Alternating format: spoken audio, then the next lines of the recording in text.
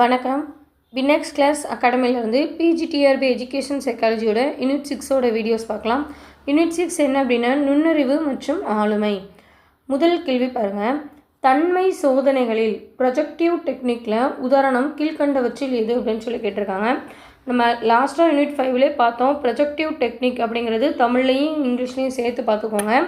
இதை நமக்கு அப்படியே தமிழில் டிரான்ஸ்லேட் பண்ணி வச்சு கூட நமக்கு கேட்க வாய்ப்பு இருக்குது. எப்படி கேட்பாங்க அப்படின்னா ப்ரொஜெக்டிவ் டெக்னிக் அப்படின்னு சொல்லிட்டு நான் இப்போ எழுதியிருக்கேன் பாருங்கள். இதே மாதிரி அப்படியே தமிழில் எழுதி வச்சு நமக்கு கேட்பாங்க. ஸோ அதுவுமே நம்ம தெரிஞ்சுக்கணும். ஸோ ஃபஸ்ட்டு கொஸ்டினுக்கான ஆன்சர் என்ன அப்படின்னு சொல்லி ஆப்ஷன்ஸ் பார்க்கலாம். மைய நோக்கு சோதனையா, சிறிதான சோதனை, பலவாய்ப்பு சோதனை, குறிக்கோள் சோதனை. ஸோ தன்மை சோதனை அப்படின்னு வந்தாலே மைய நோக்கு சோதனை அப்படின்னு எடுக்கணும். ப்ரொஜெக்டிவ் டெக்னிக் அப்படின்னா மைய நோக்கு சோதனை. இதுதான் ஆன்சர். அடுத்ததாக இரண்டாவது கேள்வி பாருங்கள்.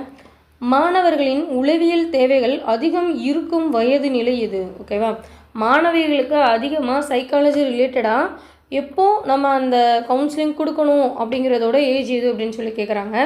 ஆப்ஷன்ஸ் பாருங்கள். குழந்தை பருவம், இளமை பருவம், முதுமை, நடுநிலை பருவம். ஸோ ஆன்சர் என்ன அப்படின்னா இளமை பருவம். இளமை பருவத்தில் தான் நம்ம கம்பல்சரி சைக்காலஜி ரிலேட்டடான கவுன்சில் கொடுக்குற மாதிரி இருக்கும். ஓகே, அடுத்ததாக மூன்றாவது கேள்வி பாருங்கள். மாஸ்லோவின் தேவை கோபுரத்தில் அடிப்படையான தேவை எது? ஓகேவா, மாஸ்லோவோட ஒரு கொள்கை என்ன இருக்குது அப்படின்னா தேவை கோபுரம்னு ஒன்று இருக்குது. அதில் அடிப்படையான தேவை எது அப்படின்னு சொல்லி நமக்கு கேட்டிருக்காங்க. மதிப்பீடா, சுய நிறைவா, உடல் மற்றும் பாதுகாப்பா, சமூக உறவுகளா? ஸோ நம்ம பார்த்துட்டு இருக்கிறது நுண்ணறிவு மற்றும் ஆளுமை ரிலேட்டடான டாபிக். ஸோ அது ரிலேட்டடாக தான் யோசிக்கணும். உடல் மற்றும் பாதுகாப்புங்கிறதான் ஆன்சர். Answer C. மாஸ்லோவின் தேவை கோபுரத்தில் அடிப்படையான தேவைகள் எது அப்படின்னா உடல் மற்றும் பாதுகாப்பு. அடுத்ததான் நான்காவது கேள்வி பாருங்கள். சாதனை ஊக்கம், அச்சீவ்மெண்ட் மோட்டிவேஷன். ஸோ இதுக்குமே நம்ம இங்கிலீஷில் பார்க்கணும். நம்ம ஈஸியாக சாதனை ஊக்கம்னு சொன்ன உடனே நமக்கு இங்கிலீஷில் மோஸ்ட்லி தெரிஞ்சிருக்கும். அச்சீவ்மெண்ட் மோட்டிவேஷன் எனப்படும் உள்ளார்ந்த இயக்கம் என்ன தூண்டும் அப்படின்னு சொல்லி கேட்டிருக்காங்க. ஓகேவா, ஆப்ஷன்ஸ் பாருங்கள். பொருளாதார லட்சியம், உயர்கல்வி, சாதனை பெறும் ஆசை, சமூக ஒப்பீடு. ஸோ இந்த மாதிரியான கொஸ்டின்ஸ்லாம் ஆன்சர் கொஸ்டின்லேருந்தே நம்ம பார்க்கணும். ஆன்சர் என்ன அப்படின்னா சாதனை பெறும் ஆசை. ஓகேவா, இந்த மாதிரி பிஜிடிஆர்பியோட எஜுகேஷன் சைக்காலஜி இம்பார்ட்டண்டான கொஸ்டின்ஸ் கண்டினியூஸாக நீங்கள் பார்க்கணும் அப்படின்னா வினெக்ஸ் கிளாஸ் அகாடமியோட யூடியூப் சேனலை சப்ஸ்கிரைப் பண்ணிக்கோங்க. பெல் ஐக்கானை கிளிக் பண்ணி வச்சுக்கோங்க. ஓகேவா, ஸோ அடுத்து 5th கொஸ்டின் பார்க்கலாம். ஒரே ஒரு காரகத்தில் நுணுக்கம் கூறும் நுண்ணறிவு கோட்பாடு எது? ஓகேவா, தெளிவான கொஸ்டின் இருக்குது. இது தவறான வேர்டு இல்லை. ஒரே ஒரு காரகத்தில். ஓகேவா, ஒரே ஒரு காரகத்தில் நுணுக்கம் கூறும் நுண்ணறிவு கோட்பாடு இது. அப்போது இந்த மாதிரி ஏதோ ஒரு கோட்பாடுக்கு டெஃபினிஷன் வருது. ஸோ நம்ம ஒரு கொஸ்டினில் 2 விஷயம் பார்க்க போகிறோம். இப்போ 5th கொஸ்டின் பைனட் காரணி கோட்பாடா, ஒற்றை காரணி கோட்பாடா, குழுக்களுக்கான காரணி கோட்பாடா, பன்முக காரணி கோட்பாடா? ஸோ ஆன்சர் என்ன அப்படின்னா ஒற்றை காரணி கோட்பாடு. அப்போது ஒற்றை காரணி கோட்பாடோட டெஃபினிஷன் என்ன? ஒரே ஒரு காரகத்தில் நுணுக்கம் கூறக்கூடிய நுண்ணறிவு கோட்பாடு தான் என்ன அப்படின்னா ஒற்றை காரணி கோட்பாடு அப்படின்னு சொல்லி நமக்கு தெரிஞ்சிருக்கணும். அடுத்ததான் 6வது கேள்வி பாருங்கள். மன அழுத்தத்திற்கான பொதுவான எதிர்வினை எது? மன அழுத்தத்திற்கான பொதுவான எதிர்வினை. மன அழுத்தம் அப்படின்னு சொல்லும்போது இதில் உள்ள ஆப்ஷன்ஸ் பாருங்கள். ஆர்வமா? கண்டிப்பாக ஆர்வம் இருந்தால் மன அழுத்தம் நமக்கு வராது.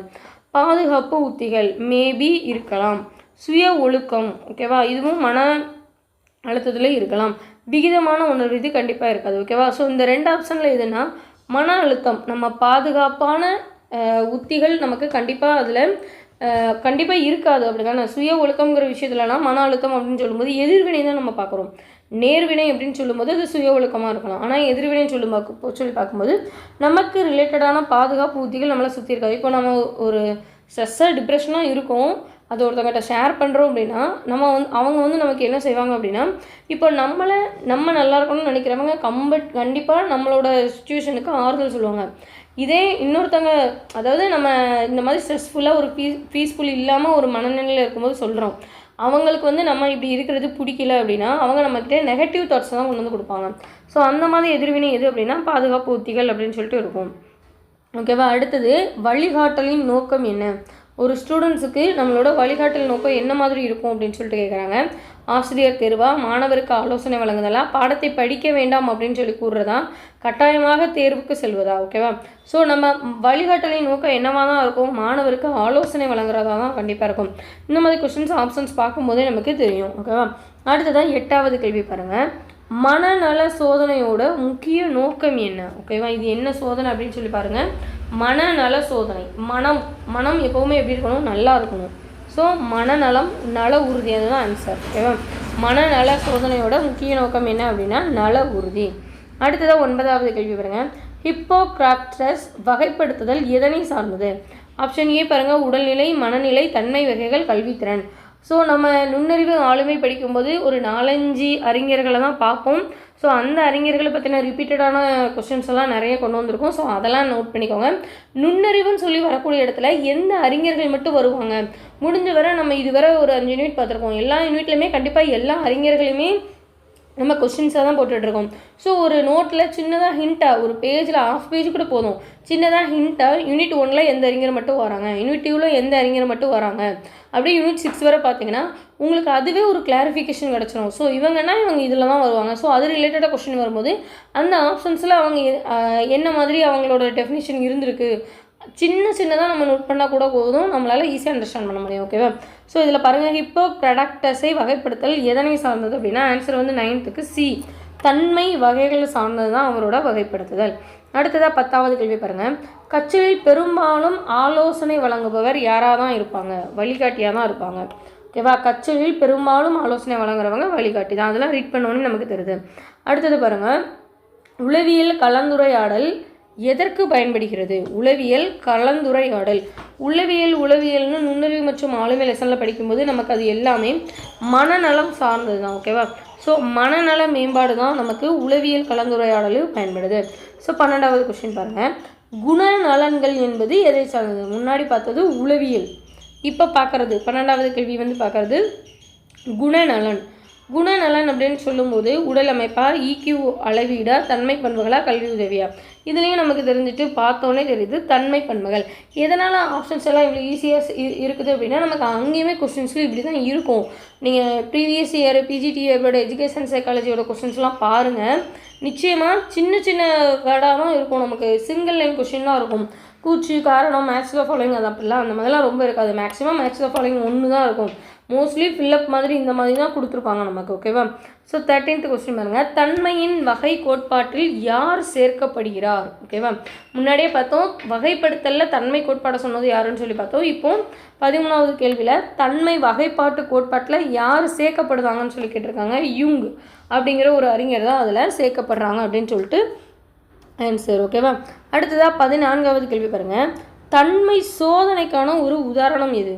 நம்ம எல்லாரும் பார்த்துட்டு இருக்குது தன்மை சோதனை 2 அறிஞர்களை பற்றி பார்த்துருக்கோம். ஸோ 14வது கேள்வியில் தன்மை சோதனைக்கான ஒரு உதாரணம் எது அப்படின்னு சொல்லி கேட்டிருக்காங்க.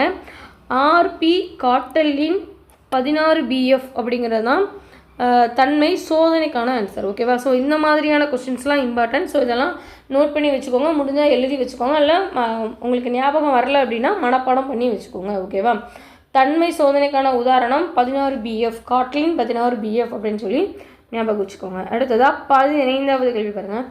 மனநல சிக்கலுக்கு ஒரு காரணம். மனநலம் எதை வச்சு வரும்? மனம் வச்சு தான் வரும். ஸோ மன அழுத்தம் தான் இதுக்கான ஆன்சர். மனநல சிக்கலோட ஒரு காரணம் எது அப்படின்னா மன அழுத்தமாக தான் இருக்கும். அடுத்ததாக 16வது கேள்வி பாருங்கள். உணர்வு கலக்கம் ஏற்படும் போது எது தேவைப்படுகிறது? ஓகேவா, உணர்வு கலக்கம் ஏற்படும் போது எது தேவைப்படுகிறது? கற்றல் மேலாண்மையா, நேர்மையான ஆலோசனையா, தேர்வு எழுதுதலா, ஈக்யூ சோதனையா? நேர்மையான ஆலோசனை தான் உணர்வு கலக்கம் அப்படிங்கிறது. அதாவது சம் எமோஷனலான ஃபீலிங்ஸ் நம்மக்கிட்ட இருக்கும்போது நமக்கு ஒரு நல்ல கவுன்சிலிங் கொடுக்குற ஆலோசனை வழிகாட்டி இருந்தால் தான் நம்மளால் அதிலேருந்து வெளியே வர முடியும். ஓகேவா, அதுக்கு தான் அதை தான் சுத்த தமிழில் கொடுத்துருக்காங்க, உணர்வு கலக்கம் அப்படின்னு சொல்லிட்டு. ஓகேவா, இந்த மாதிரியான டேர்ம்ஸ் தான் நம்ம புரிஞ்சுக்கிடக்கூடிய ஒரு விஷயமா இருக்கும். அடுத்ததாக 17வது கேள்வி பாருங்கள். ஆசிரியர் மாணவருக்கு கொடுக்கும் உதவி என்ன? ஆசிரியர் ஒரு டீச்சர் ஸ்டூடெண்ட்ஸுக்கு என்ன மாதிரியான ஹெல்ப் கொடுக்கலாம் அப்படின்னா ஆப்ஷனில் வழிகாட்டுதல் தான் நம்ம கண்டிப்பாக கொடுக்க முடியும். அடுத்ததாக 18வது கேள்வி பாருங்கள். கீழ்காணும் எந்த செயல் ஒரு தற்காப்பு உளவியல் நெறியை சார்ந்தது? ஓகேவா, கொஷினை தெளிவாக பார்த்துக்கோங்க.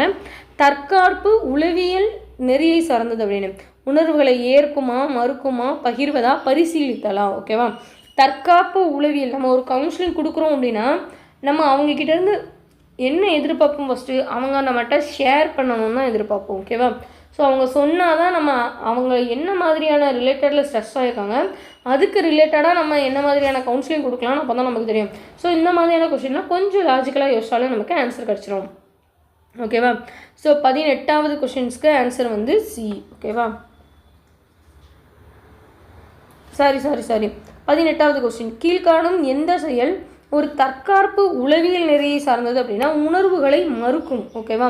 ஏன்னா தற்காப்பு உளவியல்ங்கும் போது நம்மளோட எமோஷன்ஸ் எல்லாத்தையுமே நம்ம ஒருத்தங்கிட்ட உடனே ஷேர் பண்ண மாட்டோம். ஓகேவா? உடனே ஷேர் பண்ணுறோம். உணர்வுகளை பகிர்வது அப்படிங்கிறதுக்கான ஆன்சர் என்ன அப்படின்னா எதிர்வினை உளவியல்னு சொல்லுவோம். நான் ரெண்டோட டெஃபினிஷனையும் லைட்டாக மாற்றி சொல்லிட்டேன்.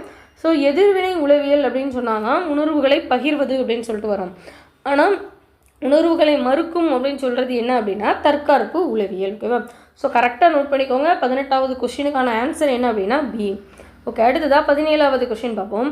செய்த தவறை மற்றவர் மீது தள்ளுவது என்ன வகையான தற்காப்பு நெறி? ஓகேவா? செய்த தவறை மற்றவங்க மேலே தள்ளுறது என்ன வகையான தற்காப்பு நெறி அப்படின்னு சொல்லி கேட்டிருக்காங்க. நோக்க மாற்றம் அப்படின்னா டிஸ்பிளேஸ்மெண்ட், மறுப்புனா டெனில், பரிமாற்றம்னா ப்ரொஜெக்ஷன், அறிதல்னா ரேஷ்னலேஷன். ஓகேவா? ஸோ செய்த தவிர மற்றவங்க மீது தள்ளுறது அப்படிங்கிறது என்ன வகையான தற்காப்பு நெறியாக இருக்கும் அப்படின்னா ஆன்சர் வந்து சி, பரிமாற்றம். ஓகேவா? ஸோ இதை தான் சொன்னேன் நான் முன்னாடி உள்ள கொஸ்டினில். பகிர்வது அப்படிங்கிறது எதிர்வினையாக தான் இருக்கும். ஸோ மற்றவங்க மேலே தள்ளுறதுனால ஆப்போசிட் ரியாக்ஷன்ஸ் தான் நடக்கும். அதனால் பரிமாற்றம் அப்படிங்கிறது நமக்கு வந்திருக்கு. ஓகே, அடுத்ததாக 20வது கேள்வி பாருங்கள். மறுப்பு என்றால் என்ன? ஓகேவா? கொஸ்டின் நம்பர் 20, மறுப்பு என்றால் என்ன? உண்மையை மாற்றி புரிந்து கொள்கிறதா, உண்மை நிலைமையை கடுமையாக ஏற்குவதா, உண்மைதான் இல்லை என்று நம்புவதா, உணர்வுகளை அதிகமாக பகிர்வதா? ஓகேவா? மறுப்புங்கிறது என்ன அப்படின்னா உண்மைதான் இல்லை என்று நம்புவது. உண்மைதான் அது, ஆனால் அது இல்லவே இல்லை அப்படின்னு சொல்லி ஒரு விஷயத்த நம்ம ஏற்றுக்கிட முடியாமல் இருக்கும் தெரியுமா, அப்போ தான் அதை மறுத்து கூறுவோம். அதை தான் சொல்கிறாங்க மறுப்பு அப்படிங்கிறது உண்மைதான், ஆனால் இல்லைன்னு நம்ம அதை நம்ப மாட்டோம் அப்படின்னு சொல்ல வராங்க. ஓகேவா? அடுத்ததாக 21வது கேள்வி பாருங்கள். மாணவர்களின் மனநலத்தை பாதுகாக்கக்கூடிய ஒரே வழி. ஓகேவா? ஒரே வழி என்ன அப்படின்னு சொல்லி கேட்குறாங்க. நமக்கு ஆப்ஷன்ஸ் பார்த்தோன்னே இப்போ தெரிஞ்சிருக்கும். உற்சாகம், ஊக்கம், வழிகாட்டல். எப்போவுமே மாணவர்கள் ரிலேட்டட் நுண்ணறிவில் வர்றது வழிகாட்டல் அதிகமாக வரும். ஓகேவா? ஸோ அடுத்ததாக 22வது கேள்வி பாருங்கள். மாணவர்கள் அடையும் உளவியல் குழப்பங்கள் எதை தேவைப்படுத்துகின்றன? ஓகேவா? 22வது கேள்வியில் எதை தேவைப்படுத்துது மாணவர்களுக்கு அப்படின்னு சொல்லி கேட்குறாங்க. ஆப்ஷன்ஸ் பாருங்கள். அழுத்தம், ஆலோசனை மற்றும் வழிகாட்டல், அறிவு தேர்ச்சி, உடற்பயிற்சி. ஓகேவா? அவங்களோட குழப்பங்களுக்கு அவங்களுக்கு எது வேணும் அப்படின்னா அறிவு தேர்ச்சி கண்டிப்பாக அவங்களுக்கு வேணும். குழப்பங்கள் அப்படின்னு சொல்லும்போது அவங்களுக்கு அறிவு தேர்ச்சி தேவையாகப்படுது. 23வது கேள்வி பாருங்கள். சாதனை உந்துதலின் முக்கியமான கூறு என்ன? வெற்றி மீதி விளைவு, தூக்க உறக்கம், அழகு உணர்வு, மதிப்பீடு. நமக்கு இதுக்கு பார்த்தோன்னே தெரியும் வெற்றி மீதி விளைவு, சாதனை, ஸோ வெற்றி. 24வது கேள்வி பாருங்கள். ஒரே பொதுத்திறன் கோட்பாட்டை முன் வைத்தவர் யார்? ஒரே ஒரு பொதுத்திறன் கோட்பாட்டை மட்டும் முன் வச்சவங்க யார் அப்படின்னு சொல்லிட்டு கேட்குறாங்க. ஆப்ஷன்ஸ் பாருங்கள். பாலோ, ஸ்பியர்மேன், கார்னர், பின்யா. ஓகேவா? ஆன்சர் என்ன அப்படின்னா ஸ்பியர்மேன். ஒரே பொதுத்திறன் அப்படின்னா ஸ்பியர்மேன். ஓகேவா? அதை மட்டும் ஞாபகம் வச்சுக்கோங்க. ஒரே பொதுத்திறனா ஸ்பியர்மேன். 25வது கேள்வி பாருங்கள். ஷில்போர்டு கூற்றுப்படி நுண்ணறிவு அமைப்பின் பகுதிகள் எத்தனை? ஷில்போர்டு, இது ஷில்போர்டுன்னு சொல்லலாம், இந்த ஷி யூஸ் பண்ணவும் செய்யலாம். ஓகேவா? ஷில்போர்டு கூற்றுப்படி நுண்ணறிவு அமைப்பின் பகுதிகள் எத்தனைன்னு கேட்டிருக்காங்க. ஸோ ஆப்ஷன்ஸ் பாருங்கள். 60, 120, 150, 80. ஆன்சர் என்ன அப்படின்னா 150 தான். ஓகே, அடுத்ததாக 26வது கேள்வி பாருங்கள். பின்வருவனவற்றுள் கவனத்தை நேரடியாக பாதிக்காத காரணி, ஒரு ஸ்டூடெண்ட்ஸுக்கு கவனத்தை நேரடியாக பாதிக்காத காரணியாக எது இருக்கும் அப்படின்னு சொல்லிட்டு கேட்குறாங்க. ஆப்ஷன் பாருங்கள். ஆர்வநிலை, பாதிக்காத காரணி. ஓகேவா? பாதிக்கக்கூடிய காரணியில் பாதிக்காத காரணி, ஆர்வநிலை, சோர்வு, சுற்றுச்சூழல். ஓகேவா? கவனத்தை இது எல்லாமே நேரடியாக பாதிக்காது, அப்படி தானே? அப்போ ஆன்சர் என்ன அப்படின்னா மாணவனோட கவிதை திறன். இதுக்கும் இந்த கொஸ்டின்ஸ்க்கும் சம்மந்தம் இல்லை, அதனால தான் ஆன்சர் என்னவாக இருக்குது அப்படின்னா மாணவனோட கவிதை திறன். ஓகேவா? அடுத்ததாக மாஸ்லோவோட படிநிலை தேவைகளின் மிக குறைந்த நிலையிலிருந்து மிக உயர்ந்த நிலைக்கான சரியான வரிசை. இந்த கொஸ்டின் ரொம்ப ரொம்ப ரொம்ப ரொம்ப இம்பார்ட்டன்ட். பிஜிடிஆர்பியில் எல்லா வாட்டியுமே இந்த மாதிரியான கொஸ்டின்ஸ் ஒன்று இருக்கும் நிச்சயமாக. ஸோ நீங்கள் கொஷினை ஃபுல்லாக ஆப்ஷன்ஸ் ரீட் பண்ணிங்கன்னா குழம்பிடுவீங்க. ஸ்ட்ரெயிட்டாக இதுக்கான ஆன்சர்ஸ் மட்டுமே கொடுக்குறேன். மாஸ்லோவோட படிநிலை நம்ம பார்க்குறது, ஓகேவா? ஸோ நிறைய படிநிலை பார்ப்போம். அதில் மாஸ்லோவோட படிநிலை ரொம்ப தெளிவாக பார்த்துக்கணும். அதிகபட்சமாக இந்த கொஸ்டினே இதே கொஸ்டின் கூட அவங்க கேட்குறதுக்கான வாய்ப்புகள் அதிகம், ஓகேவா? ஸோ ஆன்சர் என்ன அப்படின்னா ஆப்ஷன் பி, உடலியல். ஃபஸ்ட்டு உடலியல், அடுத்ததாக பாதுகாப்பு, அதிலேருந்து சொந்தம், அதிலேருந்து தான் மரியாதை, அதிலேருந்து சுய உணர்தல், ஓகேவா? ஸோ அதிலேருந்து என்ன வரும் அப்படின்னா சுய உணர்தல். உடலியல், பாதுகாப்பு, சொந்தம், மரியாதை, சுய உணர்தல். இது குறைந்த நிலையிலிருந்து மிக உயர்ந்த நிலைக்கு சரியான வரிசை இது, ஓகேவா? ஸோ இந்த கொஸ்டினை தெளிவாக பார்த்துக்கோங்க. அடுத்ததான் 28வது கேள்வி பாருங்கள். 85 என்ற ஐக்யூ மதிப்பெண் கொண்ட குழந்தை எந்த வகைப்பாட்டின் கீழ் வரும்? ஓகேவா? 85ன்னு சொல்லக்கூடிய ஒரு ஐக்யூ லெவல் இருக்குது. ஒவ்வொருத்தவங்களுக்குமே ஒவ்வொரு ஐக்யூ லெவல் இருக்கும், அப்படி தானே? இப்போ சயின்டிஸ்ட்லாம் எப்படி இருக்காங்கன்னா அவங்களோட ஐக்யூ லெவல் அதிகமாக இருக்கும். ஸோ இப்போ எக்ஸாம்பிளாக யாரை பார்க்கலாம்னா நம்ம ஐன்ஸ்டீன் அவங்கள கூட பார்க்கலாம். 180 above அவங்களுக்கு ஐக்யூ இருக்கும் அப்படின்னு சொல்லுவாங்க. ஸோ 180 அதுக்கு மேலே அவங்க ஒரு சர்டன் ரேஞ்ச் வந்துருப்பாங்க, அதுக்குள்ளே சொல்லுவாங்க. ஸோ 85 அப்படிங்கிற மதிப்பெண்ணுக்கு மேலே ஐக்யூ இருக்குது அப்படின்னா அவங்களாம் எந்த ஒரு கேட்டகரியில் சொல்லலாம் அப்படின்னா குறைந்த சராசரி தான். 85 அப்படின்னாலே அது நமக்கு குறைந்த சராசரி. ஸோ இப்போ அடுத்த கொஸ்டின் பாருங்கள். ஒரு குழந்தையோட ஐக்யூ 135 இருந்தால் அவர்கள் எவ்வாறு வகைப்படுத்தப்படுவார்கள்? ஸோ நம்ம 85 இருந்தால் குறைந்த சராசரின்னு சொல்லிட்டோம். அப்போ 135 இருந்தால் என்ன மாதிரி இருக்கும்னா மிக உயர்ந்த சராசரி. ஸோ உங்களுக்கெல்லாம் ஒரு கொஷின்ஸ் கேட்குறேன், கமெண்ட்டில் போய் இந்த கொஷினை பார்த்தோன்னே சொல்லுங்கள். நம்ம தேடி படிக்கிறனால தான் நமக்கு நிச்சயமாக நிறைய கேள்விகளுக்கான பதில் கிடைக்கும்.